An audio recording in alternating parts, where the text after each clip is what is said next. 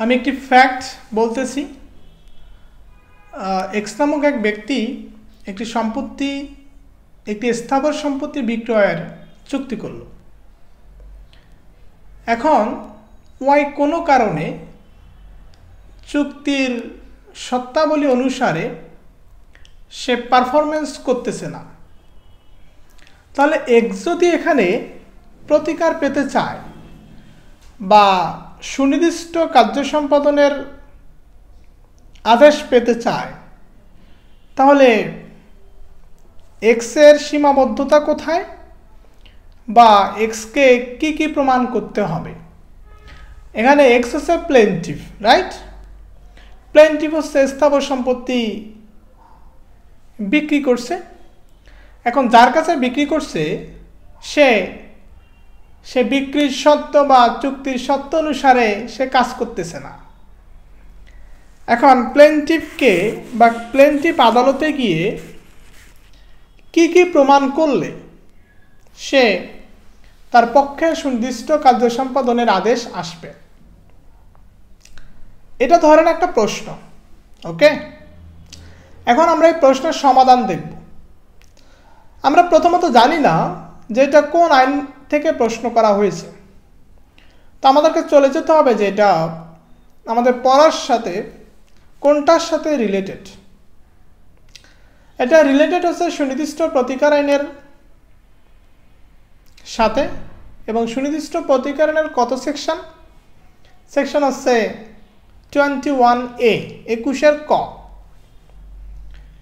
তাহলে প্লেন্টিভকে কি কি প্রমাণ করতে হবে এটা কোথায় বলছে? 21 কতে বলছে।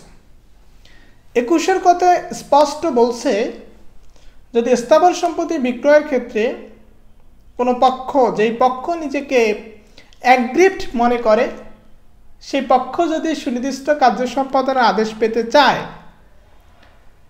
তাহলে তাকে অবশ্যই এটা প্রমাণ করতে হবে, বা ততক্ষণ পর্যন্ত কার্য সম্পাদনের আদেশ দিবে না আদালত যদি দেখে যে চুক্তিটি অলিখিত। তার মানে হচ্ছে যে বিক্রয় চুক্তি করছে সে চুক্তিটি অবশ্যই রিটেন হতে হবে, এবং আদালত যদি দেখে যে বিক্রয় চুক্তিটি রেজিস্টার্ড না, নিবন্ধন করে নাই, সেই ক্ষেত্রে আদালত কার্য সম্পাদনের বা পারফরমেন্স করার আদেশ দিবে না। তার মানে হচ্ছে চুক্তিটি লিখিত হতে হবে, এবং হচ্ছে এই চুক্তিটি অবশ্যই রেজিস্ট্রেশন অ্যাক্ট অনুসারে নিবন্ধিত হতে হবে। ওকে, হলো। এখন এই যে চুক্তিটি যে রেজিস্ট্রেশন করতে হবে বা ম্যান্ডেটরি করে দিছে, বাধ্যতামূলক করে দিছে, এটা কিভাবে? সুনির্দিষ্ট প্রতিকার আইন 2004 সালে সংশোধন হয়। তো সেখানে বলা হয় যে কোন স্থাবর সম্পত্তি যদি বিক্রয় করা হয় তখন সেটা অবশ্যই নিবন্ধিত হতে হবে যদি প্রতিকার পেতে চায়, এবং এটা কার্যকর হয় 2005 সাল থেকে। এটা কিন্তু খুবই ইম্পর্টেন্ট যে 2004 সালে সুনির্দিষ্ট প্রতিকার আইন সংশোধন হয়, এবং এটা কার্যকর হয় 1 জুলাই 2005 সাল থেকে। তার মানে এটা স্পষ্ট যে 2005 সালের পর থেকে যদি কেউ স্থাবর সম্পত্তি বিক্রি করে বা ক্রয় করে, মানে একটা বিক্রয় চুক্তি হবে, সেটা অবশ্যই রিটেন এবং রেজিস্টার্ড হতে হবে। রিটেন এবং রেজিস্টার্ড না হলে সে যদি অ্যাগ্রিভড হয় কোনো কারণে, তাহলে সে অপর পক্ষকে দোষারোপ করে মামলা দায়ের করতে পারবে না। পারলেও মানে পারবে, হ্যাঁ, মামলা তো দায়ের করতে পারবে, বাট সে প্রতিকার পাবে না। ক্লিয়ার? এবং একই সাথে এই যে ব্যক্তিটি যে চুক্তিটি লিখিত আছে প্লাস হচ্ছে রেজিস্টার্ড, এটা সে প্রমাণ করলো, এবং একই সাথে যে চুক্তির অবশিষ্ট মূল্য আছে, মানে রেস্ট যে মানিটা আছে, সেটা আদালতে জমা দিতে হবে। তার মানে হচ্ছে যে অবশিষ্ট মূল্য আদালতে জমা দিতে হবে, চুক্তিটি অবশ্যই লিখিত হতে হবে, প্লাস রেজিস্টার্ড হতে হবে, নিবন্ধিত হতে হবে। এই সত্যগুলো যদি দেখাতে পারে বা চুক্তিতে যদি এই বিষয়গুলো থাকে, তখন হচ্ছে প্লেনটিভ বা বাদী প্রতিকার পাবে।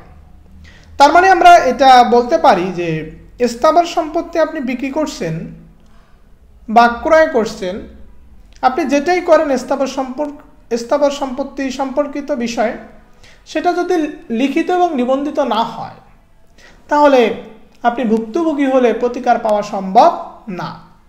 তাহলে এখানে আমরা এটাই বলতে পারি যে এখানে আমাদের প্রশ্নটা ছিল প্লেনটিভকে কি প্রমাণ করতে হবে আদালতের কাছে। আমি যে আদালতে গেলাম, তো আদালতে গেছি কেন? একটা প্রতিকার চাইতে। এখন আদালত গেলেই কি প্রতিকার দিয়ে দিবে? অবশ্যই না। এই প্রতিকার পেতে হলে আমাদেরকে এটা প্রমাণ করতে হবে, রাইট, যে প্লেনটিভ তাকে প্রমাণ করতে হবে। তাহলে আমরা দেখলাম সুনির্দিষ্ট প্রতিকার আইনের ধারা 21A অনুসারে একটা প্রবলেম এবং তার সলিউশনটা দেখলাম। এখন একটা প্রবলেম কোশ্চেন যখন আমি সলিউশন আকারে লিখব, আনসার করব, তখন অবশ্যই ফ্যাক্টের সামারিটা লিখতে হবে, ইস্যুটা বের করতে হবে, প্লাস হচ্ছে ডিসিশনটা যে আমরা দিলাম, এবং সেই ডিসিশনের এগেনস্টে আপনাকে রিজন দাঁড় করাতে হবে, কারণগুলো বলতে হবে। ঠিক আছে? তাহলে আমরা একটা মোটামুটিভাবে সমাধান দেখলাম, এবং আমার চ্যানেলে অনেক সমাধান দেওয়া আছে, অনেক ফ্যাক্ট বলা আছে, কারণ জুডিশিয়ারিতে এবং বার কাউন্সিল পরীক্ষায় ফ্যাক্ট বেস প্রশ্ন হয়ে থাকে। সেই জায়গা থেকে আমি চেষ্টা করে যাচ্ছি, জানি না পারতেছি কিনা। তো আপনারা যারা আমাকে নতুন দেখছেন, নতুন ভিডিও দেখতেছেন, তাদেরকে বলবো যে আমার চ্যানেলে অনেক ভিডিও দেওয়া আছে যেটা বার কাউন্সিল এবং জুডিশিয়ারি প্রস্তুতির জন্য পারফেক্ট। সেটা চ্যানেল ঘাটাঘাটি করলেই বুঝতে পারবেন। ধন্যবাদ সবাইকে, ভালো থাকুন। আর ভালো লাগলে অবশ্যই আপনার কাছের বন্ধুদেরকে জানাবেন আর সাবস্ক্রাইব করে নেবেন, আর খুব বেশি ভালোবাসলে একটু শেয়ার করে দিবেন। ধন্যবাদ সবাইকে।